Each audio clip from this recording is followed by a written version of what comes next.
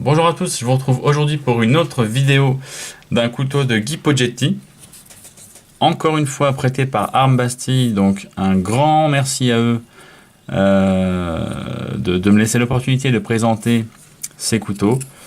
On va tout de suite l'ouvrir. C'est le même modèle que le précédent que j'ai déjà présenté, donc le Sanjo. Mais je trouve vraiment celui-là super intéressant pour plein de raisons et je vais essayer de vous en parler là maintenant sans rien oublier. Pas mal de choses à dire sur ce couteau. Donc bon, si vous voulez une rapide présentation du modèle, allez voir ma vidéo précédente. Je vais vraiment vous parler des spécificités de celui-ci. Ce que j'adore sur celui-là, c'est le mélange entre le traditionnel et le moderne.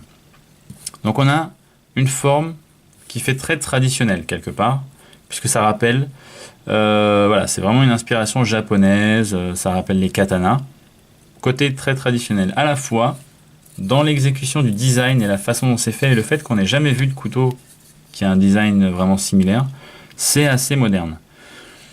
Dans le manche, les matériaux, on a de la corne blonde sur de la fibre de carbone.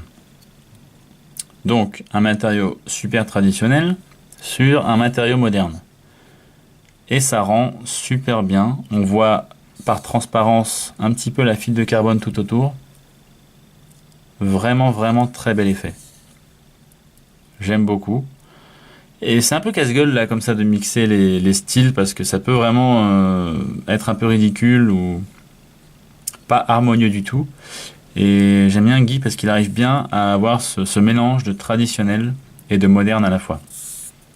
La lame, on a une finition stonewash, mais juste magnifique quoi. Je suis pas forcément fan de la finition stonewash en temps normal, en tout cas pas sur des couteaux fait main comme celui-là. Et là on a un stonewash avec un contraste assez hallucinant. La lame est très sombre, mais avec des petits points très clairs. C'est juste magnifique. Donc finition moderne, qu'on voit sur des couteaux que depuis quelques années. Mais ça amène un look un peu antique à la lame à la fois. Donc encore une fois, mélange de traditionnel et de moderne, vraiment intéressant. Les vis ont été traitées pour qu'elles soient un petit peu plus foncées. Pour les colorer. Le petit logo que j'aime bien, qui fait très rustique pour le coup. Donc voilà, ouais, franchement super couteau celui-là, gros coup de cœur pour celui-là. Comme vous pouvez le voir, c'est un front flipper, liner lock. On a des jolies facettes là pour la finition. Enfin tout ça j'en ai déjà parlé dans la précédente vidéo. Mais voilà, entretoise en fibre de carbone. Roulement à billes. Donc l'action juste nickel. C'est pas forcément évident à faire derrière la caméra. Mais voilà, un super grip. Très efficace juste là, qui maintient vraiment votre doigt en place pour l'utilisation du couteau et pour l'ouverture aussi. Donc voilà pour cette petite présentation. Je vais essayer de garder des vidéos assez courtes, donc on va en rester là.